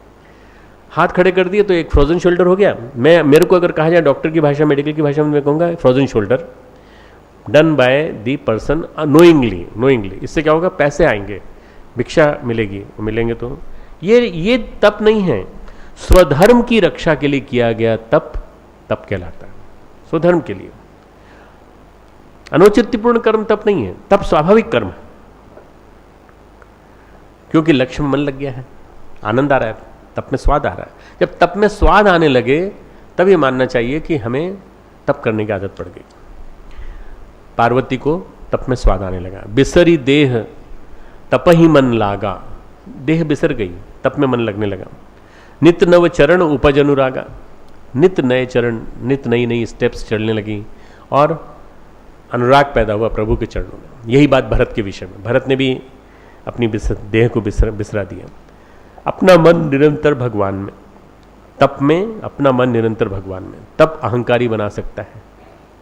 तब ये कह सकता है मैं ये कर सकता हूँ, मैं ये कर सकता हूँ, मैं ये कर सकता हूँ। आपको मालूम है मैं केवल पानी पे रह सकता हूँ 9 दिन तक। ये अभिमान वाला तप है, यह आसुरी संपदा वाला तप है। ये तप नहीं चाहिए हमें। वो तप चाहिए जिसमें प्रसन्नता पूर्वक, इच्छा पूर्वक कष्ट सहन कर जाना और कभी उसकी चर्चा भी नहीं करना। ठीक है ना? ये तप की परिभाषा। नवा है आर्जवम, इसी श्लोक का नवा हिस्सा है। स्वाध्याय तप आर्जवम। आर्जवम का मतलब है सरलता। तपस्वी होना आसान है पर सरल होना बड़ा मुश्किल है। तप करने में क्या है? बैठ गए, कब तक बैठे रहे, पर सरल होना मुश्किल है। दुर्वासा ऋषि तपस्वी थे पर सरल नहीं थे, बड़े टेढ़े थे। सरलता और टेढ़ापन दोनों एक दूसरे के अपोजिट हैं। दुर्वासा ऋषि दुर्वा खाते थे 10,000 साल तक और तप करते थे, और उसके बाद तप करके आने के बाद फिर गुस्सा करते थे तो गुस्सा करके सारी ऊर्जा गंवा देते थे, फिर तप करते थे। सारा जीवन उनका इसी में निकल गया पूरा। करोड़पति आदमी पैसा कमाता है, फिर गंवा देता है, फिर करोड़पति कमाता है। इसी तरह से वो भी अपने तप को कमाते थे। तप के साथ जुड़ा हुआ है आर्जवम, तपह आर्जवम, सरलता के साथ किया गया तप। तप के साथ सरलता भी होनी चाहिए, दोनों का मेल हो। तपस्वी ज्ञान में जीता है क्योंकि वो जानता है सभी प्राणियों में भगवान है।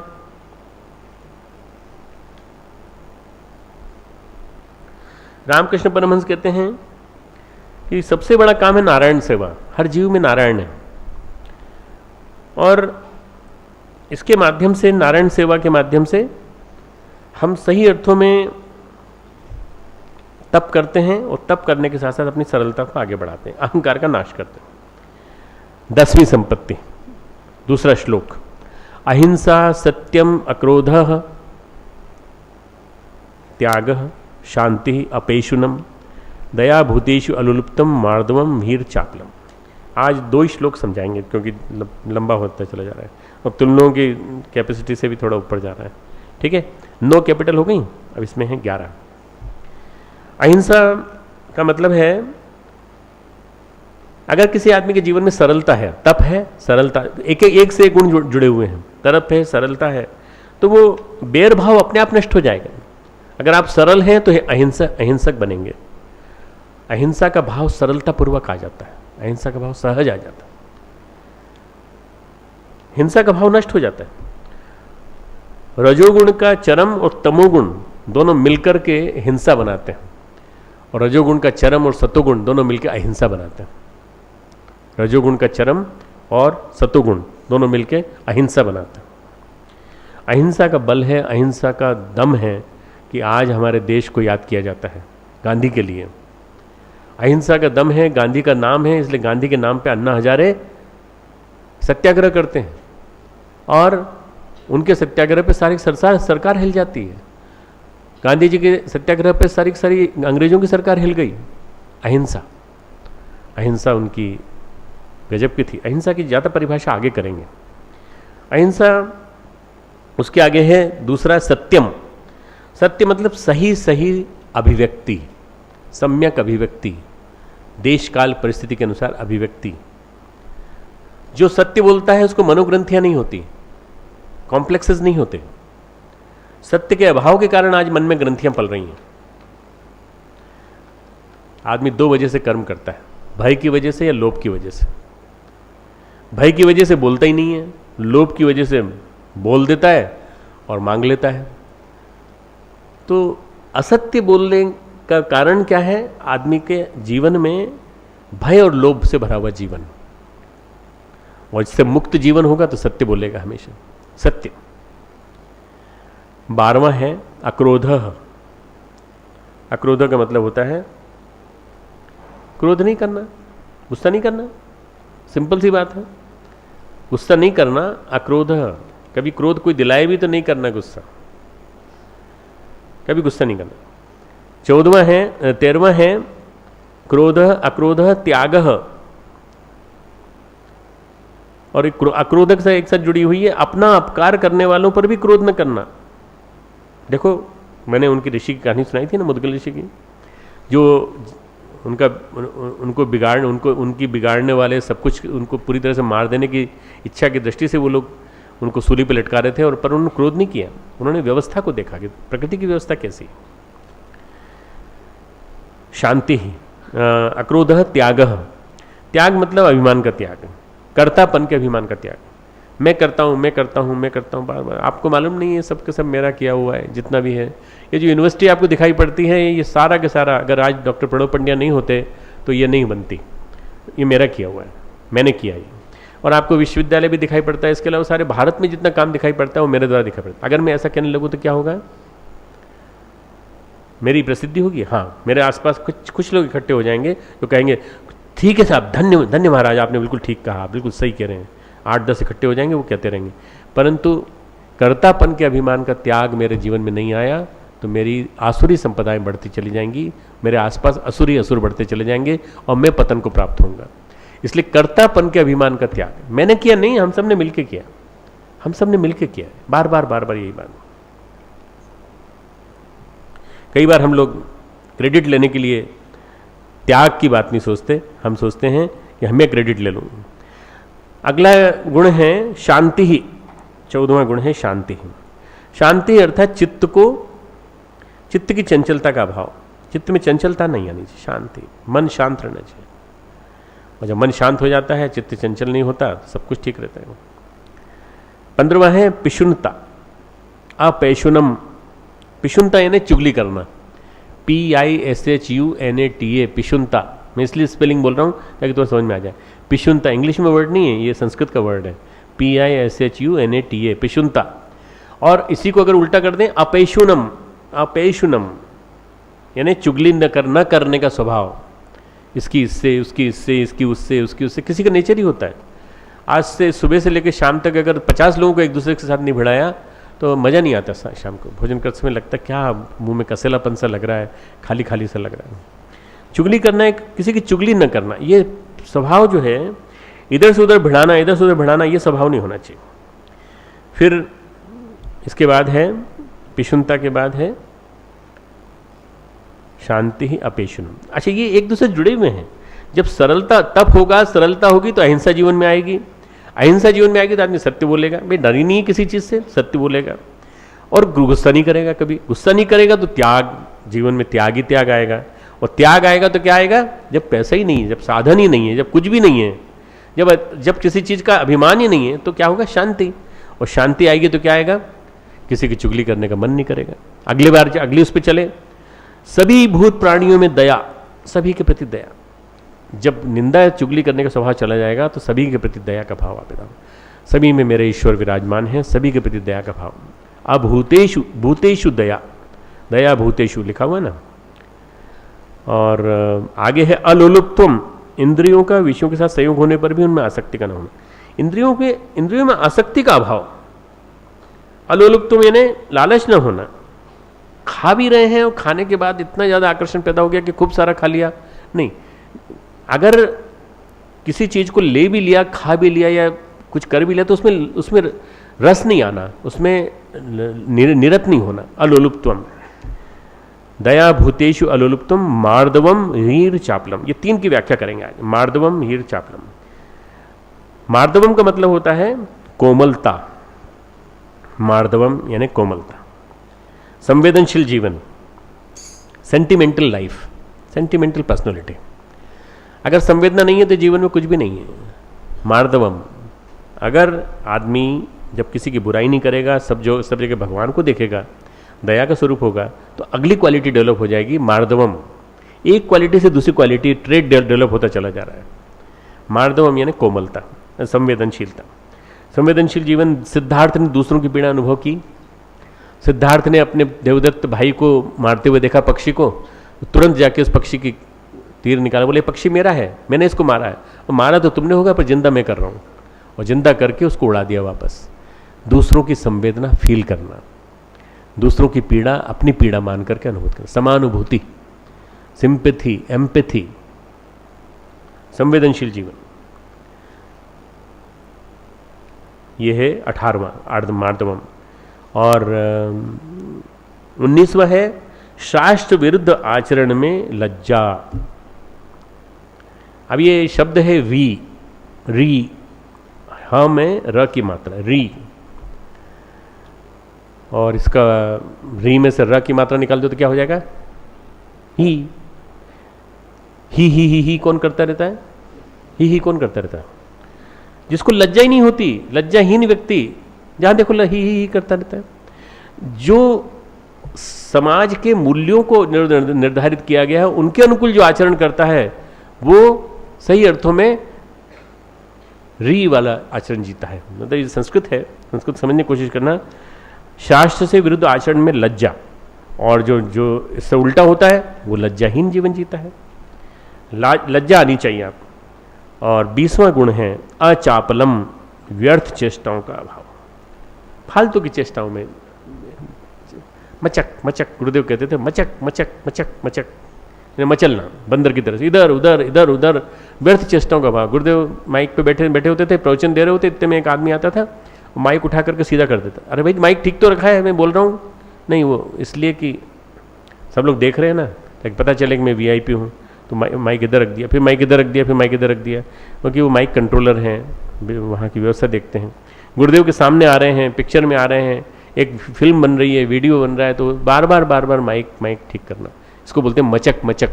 तुम चाहो तो लिख सकते हो, मचक मचक मचक मचक यानी व्यर्थ चेष्टा करना।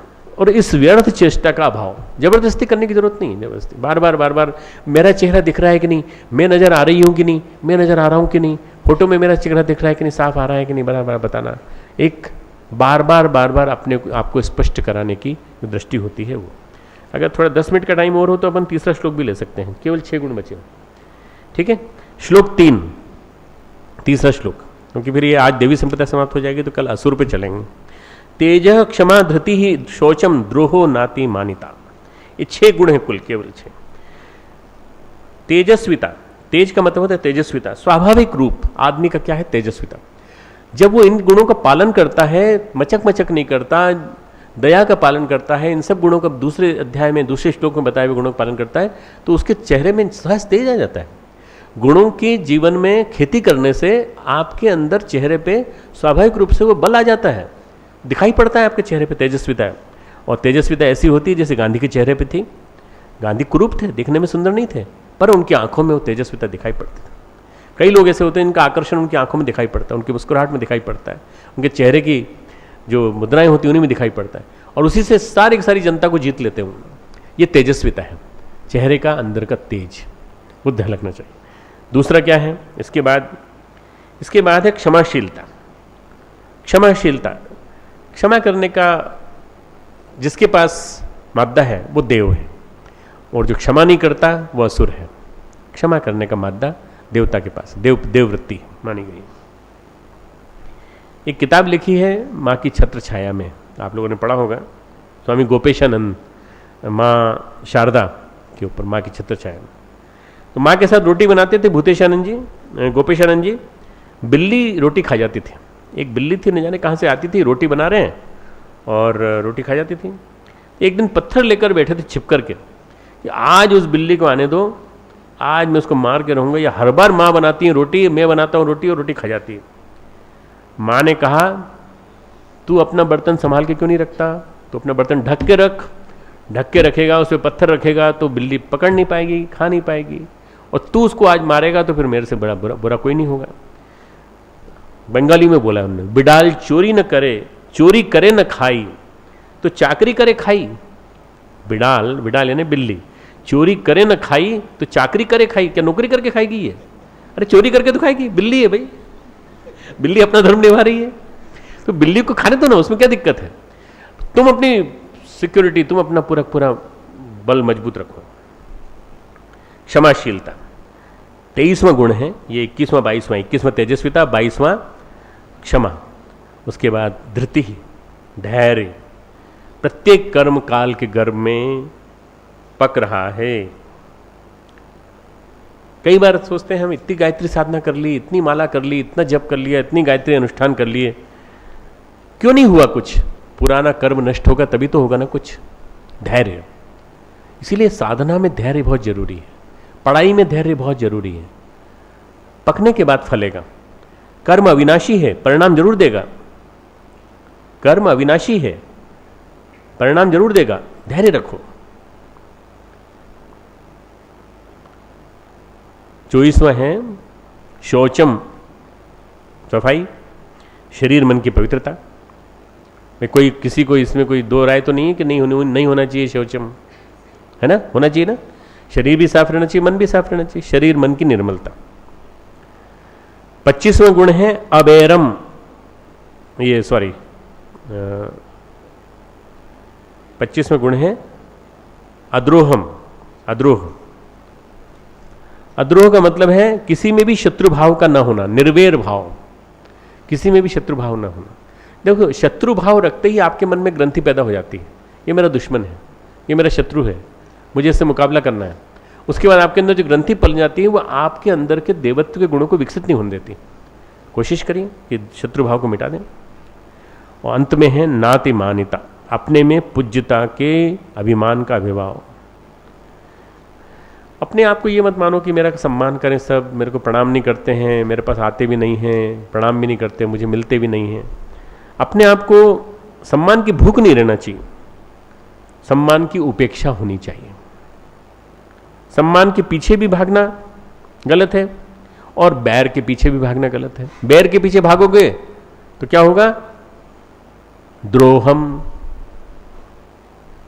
इसलिए उन्होंने कहा द्रोह। और अभिमान के पीछे भागोगे, सम्मान के पीछे भागोगे तो क्या होगा? आपकी सारी गुण, जितने देवी गुण इतने कमाए थे सब समाप्त हो जाएंगे। इसलिए कितनी बढ़िया जगह लाके समाप्त किया भगवान, नातिमानिता, अपने अंदर किसी प्रकार के सम्मान का अभाव, सम्मान के पीछे भागना नहीं है। अंतिम देहरी है ये, जो उसने सम्मान को जीत लिया, जिसने आत्मसम्मान की भूख को जीत लिया, जिसने अहम को जीत लिया, उसने सब कुछ जीत लिया। अहम की जीत है ये अंतिम धैर्य। बस यहाँ आ जाने के बाद ऐसा लगता है कि ये हम अंतिम द्वार परमेश्वर में प्रवेश करने की स्थिति में आ गए।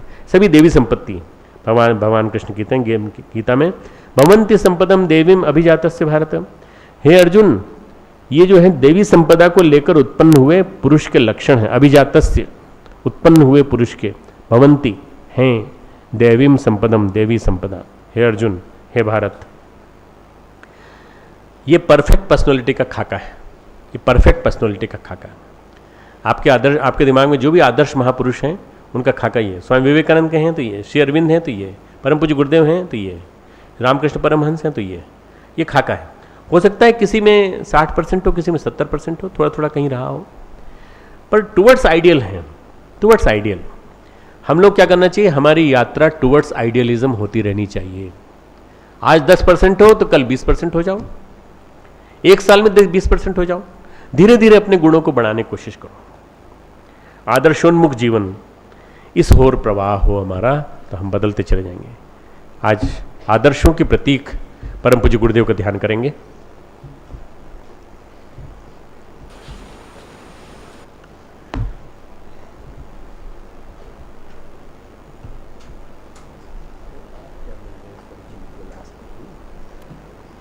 हमारे जीवन में मुझे यहाँ 33 वर्ष हो गए और गुरुदेव को मैंने जाना था सबसे पहली बार 63 में 63 में, तो 15 साल पहले उसके। जीवन में 48 साल से मैं गुरुदेव को जानता हूँ। मैं समझता हूँ कि मैंने आदर्शों के प्रतीक पुंज के रूप में गुरुदेव को जाना है। आइए आज गुरुदेव को ध्यान करेंगे। शताब्दी पुरुष, युग पुरुष, परम पूज्य गुरुदेव। सावधान, शांत चित्त, स्थिर शरीर, दोनों हाथ गोदी में। सावधान, शांत चित्त, स्थिर शरीर, मन शांत, अंतःकरण शांत। शांति कुंज, पवित्र स्थान, प्रत्यक्ष तीर्थ, एक कल्प वृक्ष, एक प्रत्यक्ष कल्प वृक्ष, गायत्री तीर्थ, शांति कुंज। शांति कुंज में रविवार और गुरुवार को हम जहाँ प्रणाम करने जाते हैं, कल्पना कीजिए कि आप उन सीढ़ियों पर चढ़ रहे हैं और आप जैसे कमरे में पहुंचते हैं परम पूज्य गुरुदेव सोफे पे विराजमान दिखाई देते हैं। उस छोटे से कमरे में हजारों लाखों लोग बैठे हुए हैं, आप भी बैठ जाते हैं। कल्पना की बात है। कल्पना करिए परम पूज्य गुरुदेव, क्षमा के प्रतीक, अक्रोध, निर्वैर, आर्जवम, जितनी प्रकार की क्वालिटीज आज हमने गिनी हैं 26, उस सबके प्रतीक समुच्चय परम पूज्य गुरुदेव, शताब्दी पुरुष, जिनके जन्म को 100 वर्ष पूरे होने जा रहे हैं। ऐसे एक महापुरुष हम सबके जीवन में आए और आज भी सूक्ष्म रूप में यहाँ मौजूद है। हम सबके जीवन में उनकी हिस्सेदारी है, कण कण में उनका निवास है।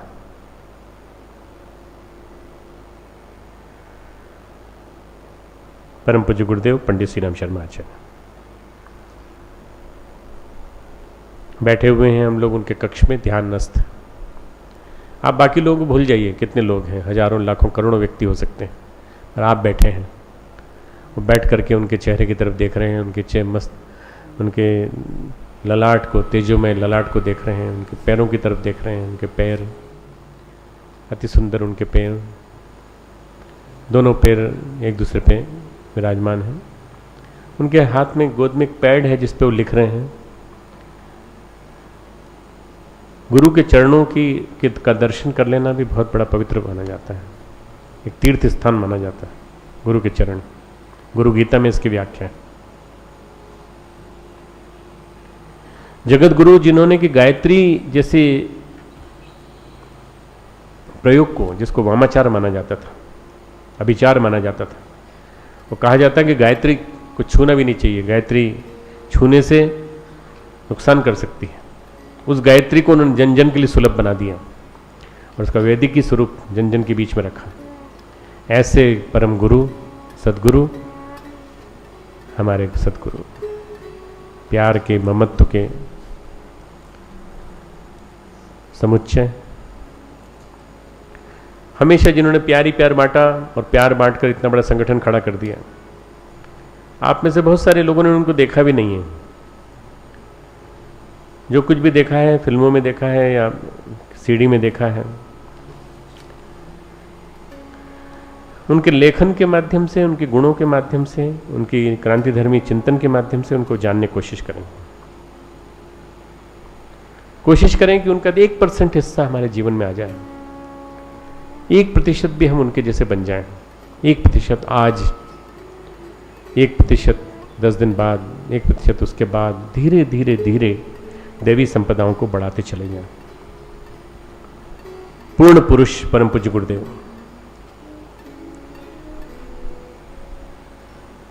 निर्मल हृदय, एक पिता का हृदय, एक अभिभावक का हृदय, एक संवेदनशील मां का हृदय। गुरुदेव और माताजी एक दूसरे के पूरक थे। अंतिम जीवन के 24 वर्ष माताजी ने प्रशासन किया और गुरुदेव ने प्यार बांटा।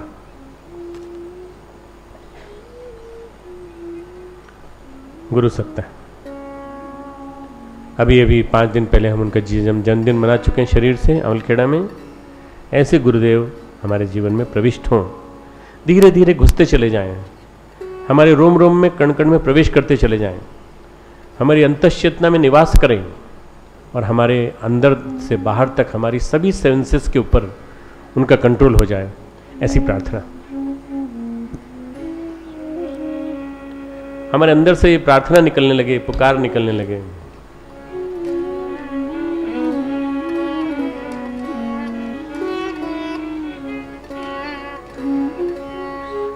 आप क्या मिल गए, स्वर्ग ही मिल गया।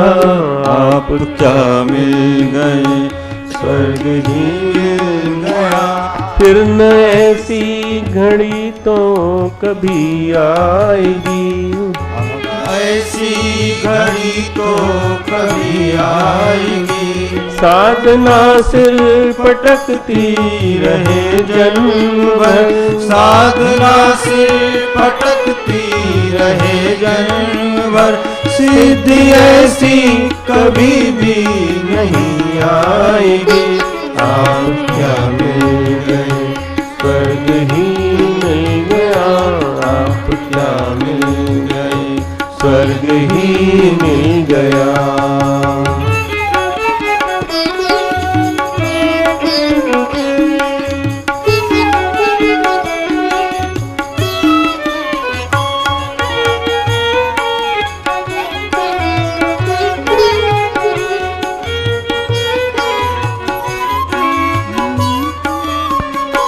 जब हमें सिद्धि का स्रोत ही मिल गया, जब हमें सिद्धि स्रोत ही मिल गया। साधना की जड़ें सूखने क्यों लगी, साधना की जड़ें सूखने क्यों लगी। प्राण जुड़ ही गए जब महाप्राण से, प्राण जुड़ ही गए जब महाप्राण से। स्नेह की श्रृंखला टूटने क्यों लगी, स्नेह की श्रृंखला टूटने क्यों लगी। स्नेह की श्रृंखला टूटने क्यों लगी। प्राण की साधना जुड़ महाप्राण से, प्राण की साधना जुड़ महाप्राण से। साधना क्षेत्र में और रंग लाएगी, साधना क्षेत्र में और रंग लाएगी। साधना से पटकती रहे जन्म भर, साधना से पटकती रहे जन्म भर। सिद्धि ऐसी कभी भी नहीं आएगी। आप आप क्या मिल गए, स्वर्ग ही मिल गया। आप क्या मिल गए, स्वर्ग ही मिल गया। स्वर्ग ही मिल गया, स्वर्ग ही मिल गया। हमारे साथ साथ बोलेंगे ओम तमसो माँ ज्योतिर्गमय, ज्योतिर्गमय। ओम असतो माँ सद्गमय, ओम मृत्योर्मा अमृतम गमय, ओम शांति शांति शांति। दोनों हाथों पर चेहरे पे लगाइए। अभी लाइट नहीं है, इससे पता नहीं चल रहा कि लगा रहे हैं कि नहीं। तो शक्ति ध्यान की अपने अंदर अर्जित करिए, सोखिए। लाइट ऑन करनी। गीता की आरती।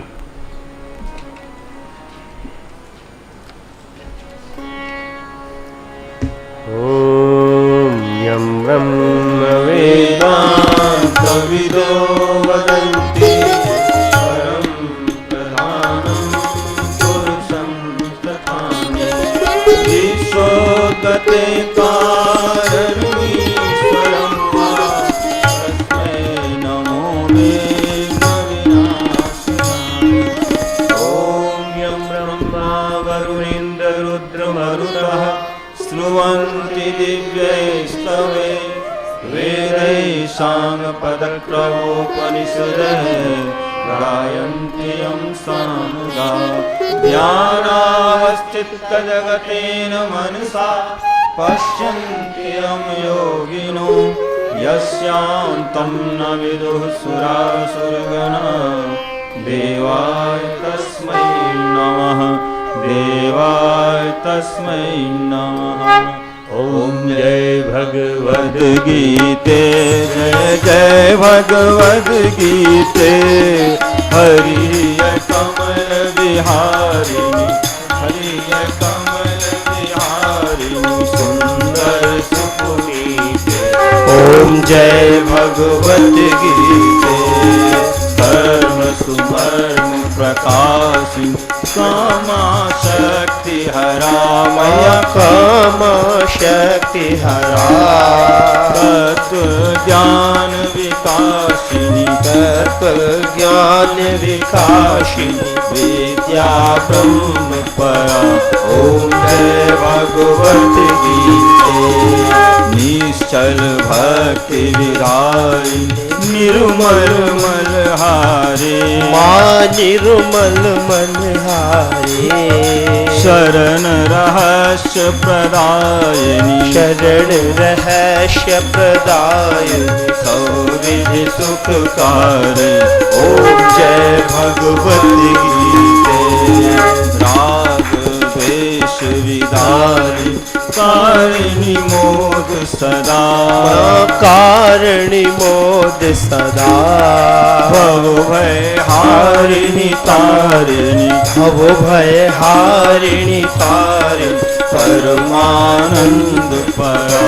ओम जय भगवत गीते। आसुर भाव विनाशी नाशिनी तम रजनी, नाशिनी तम हरिणी। दैवी सद्गुणदायिनी, दैवी सद्गुणदायिनी हरि रसिका सजनी। ओम जय भगवत गीते। समता त्याग सिखाई हरि मुख के वाणी, माँ हरि मुख की वाणी।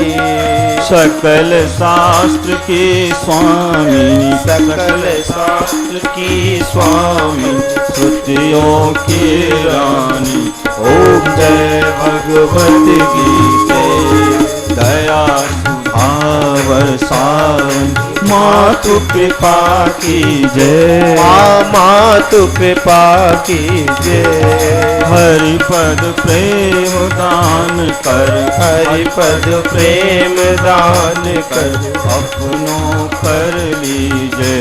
ओम जय भगवत गीते। ओम जय भगवत गीते। जय जय भगवत गीते। हरिय कमल विहारिणी, हरिय कमल विहारिणी हरि सुंदर सुपुनीते। ओम जय भगवद गीते, ओम जय भगवद गीते, ओम जय भगवद गीते। दोनों हाथ ऊपर कर लो आपके लिए। ओम भूर्भुवः स्वः तत्सवितुर्वरेण्यं भर्गो देवस्य धीमहि धियो यो नः प्रचोदयात्।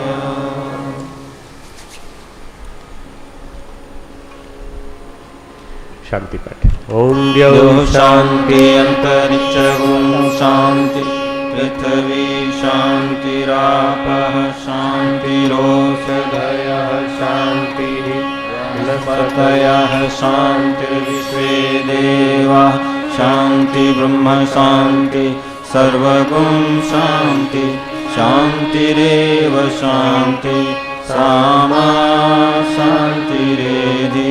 ओम शांति शांति शांति, सर्वारिष्ट सुशांतिर्भवतु। बच्चों मैंने आपके सामने बात तो कह दी कि परसों के बाद वहाँ क्लास करें क्या, ऐसा उनका, परंतु मुझे इस क्लास में जो आकर्षण पैदा हो गया, मेरे आसक्ति भी हो सकती है।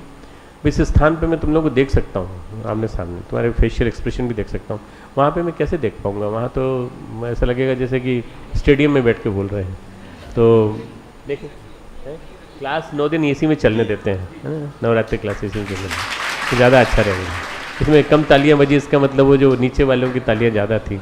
ऐसा तो नहीं कि यहाँ के लोग कम हो फिर नीचे जाने वाले ज़्यादा हों। तुम लोग सब पक्ष में हो ना इस बात के, मुझे मैं क्या रहा हूँ। ठीक, एक बच्ची ने अपनी परेशानी जाहिर की है, मैं उससे कहूँगा मिल ले मुझसे आके। चारू